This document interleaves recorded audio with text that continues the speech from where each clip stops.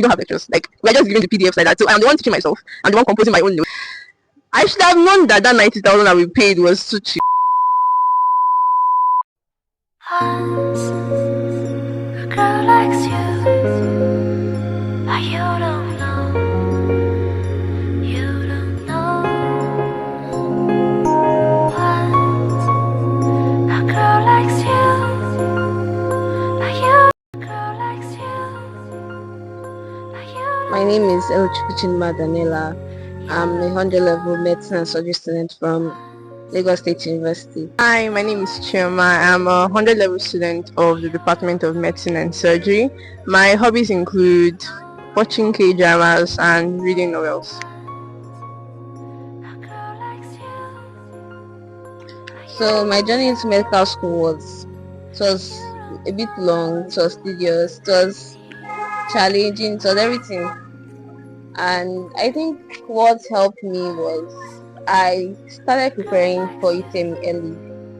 I don't know, early can be subjective, but I started preparing for UTME during Christmas period, December, and I made sure that I covered everything.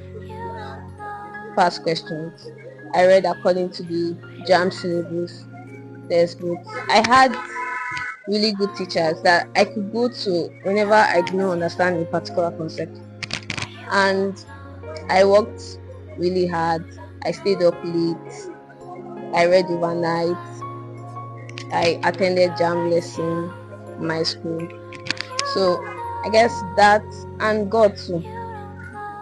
God, I would not be here without God. So that is essentially the summary of everything that made it possible for me to be here. So for some people, the journey was actually smooth. Well, actually, traumatically, in fact, I had to write twice. Not because I didn't pass the first exam, but because of my luck, I guess. So for my first JAM, 2020, I can't remember, 2023 I think, I had a JAM score of 304. So all that was left for me was to pass my post-UTME exam, and the path was clear and all. Unfortunately or luckily, midway or halfway through the exam, the computer systems that was writing the post-UTME on went off, and the invigilators were like, that's our luck. So that was how, that score and that opportunity went away, and I had to rewrite because I was given animal science, and of course, what am I using animal science to do? It's not what I want. So I had to write, even though there was a lot of gossip that, oh my god, she was a good student in our class, she did not still get in medicine and surgery and all that shit. But I still stayed at home because I knew what I wanted. I rewrote JAM again, and I had a JAM score of 349. I chose LASU because I didn't want to go to the trauma of writing post-UTME again. Because LASU uses an aggregate score of your UTME results and your WAEC or NECO. So I used my NECO result and my JAM score. So altogether I had an aggregate of 88 point something. I was given admission.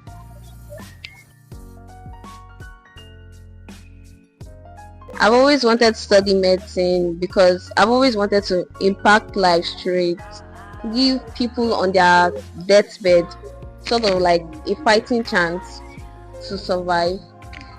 I've always wanted to help people, and I see myself doing that through medicine. But when I was younger, I almost lost my sister because there was a shortage of doctors available in that particular hospital. So I decided to study medicine and surgery to kind of reduce the deaths, the amount of deaths that will be caused due to a shortage of doctors, and also for the disease, I guess. I mean, Dr. Chioma.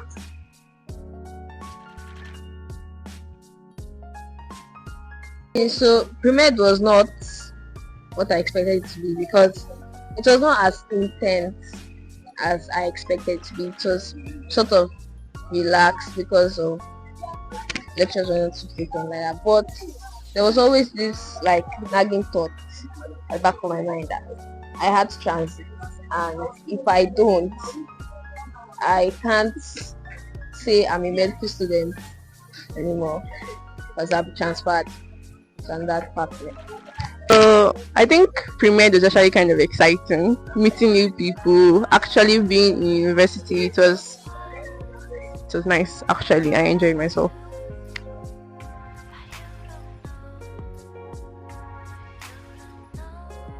So major challenges that faced employment are the infrequent lectures, the stressful practicals, the untimely information, because a lecturer can just wake up and announce a class like 30 minutes before it's supposed to hold, and we're expected to attend it and write our names in the attendance. How? And I guess the tests sometimes does feel like tests are sort of engineered to fail I students. think the number one challenge was the imposter syndrome, because basically medical school consists of the best out of the best. So I was always, constantly wondering if I was actually up for this, because it's medical school is filled with numerous scholars. So, and also finding my people, because it's kind of boring reading alone, it's kind of boring working to pass alone. So, and I'm not really a social person. Most of my life is inside books, unfortunately. So it took a while before I found my people, but eventually I did find my people. Another traumatic experience was the fact that we don't have lectures. Like, we are just given the PDFs like that. So I am the one teaching myself. I'm the one composing my own notes. I'm the one quizzing myself. I'm the one struggling to gather past questions to test whether I am ready. I should have known that 90,000 that we paid was too cheap, because the data that I am using to watch YouTube videos, it's like, if I calculate the amount of data I have spent, I'm pretty sure that it's reached a minimum of 50,000 this semester. So we survived that. Thank God.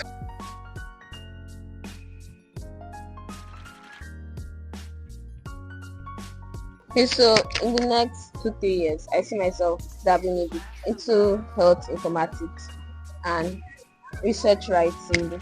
I think where data and medicine meet, that intersection, like, it's an interesting thing that I'll possibly explore in the near future. So in the next 6-7 years, I feel like I should be done with medical school and perhaps started practicing.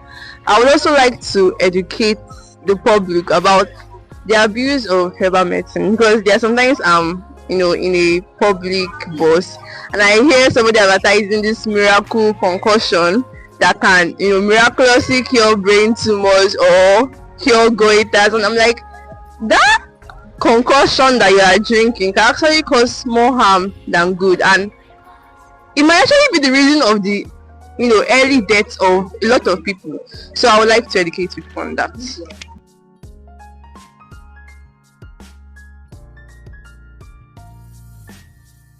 So if not medicine, I'd go into law, or I'd study law, because I think law is interesting and it's sort of like a door through which I can get to human rights activism. Is easier as a lawyer because you know the laws that govern the country. It might sound a bit weird, but if not medicine, I'll probably be studying dentistry. When I was younger, I had this I was insecure about my teeth and about my jawline. So after doing research, I found out that braces could actually literally change the whole facial structure. So there was a point in my life I was actually obsessed with what goes on in dentistry, the teeth hygiene and all that. So I think if not medicine, then dentistry.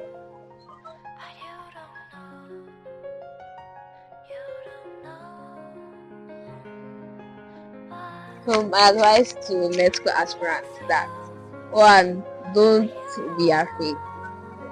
You can do it. I keep telling myself that all the time.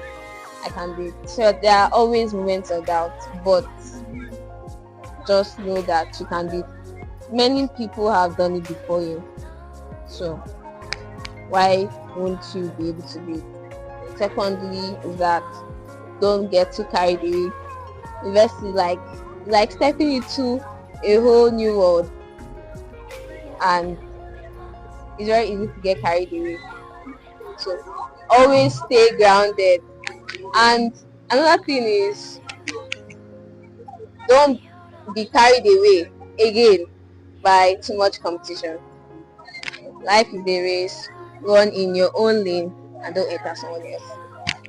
And another thing is to discover your interests, to discover yourself outside the four walls of the university, to meet new people, connect with people, especially build yourself, because what would you be without your certificate?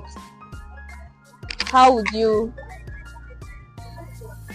stand without your formal education? So, I guess that's all. Advice I would have loved to hear when I was still a newly admitted MBS student was, don't overwork yourself in 100 level. Like 100 level should be the place where you network. You find people who have the same vibe as you. You find people who you want to roll with, people you can read with, people you can talk with, people you can vibe with. And while doing this, don't also forget your studies, of course, because that is the major reason we are here. Number two is, there will always be someone that is smarter than you. So there will always be someone that even if you felt in your secondary school that you were the first position in your class, there will always be someone that is smarter than you, and you should just accept it. Love yourself for you are. Just because somebody is smarter than you, or you think somebody is smarter than you, doesn't make you any less smart. That's all.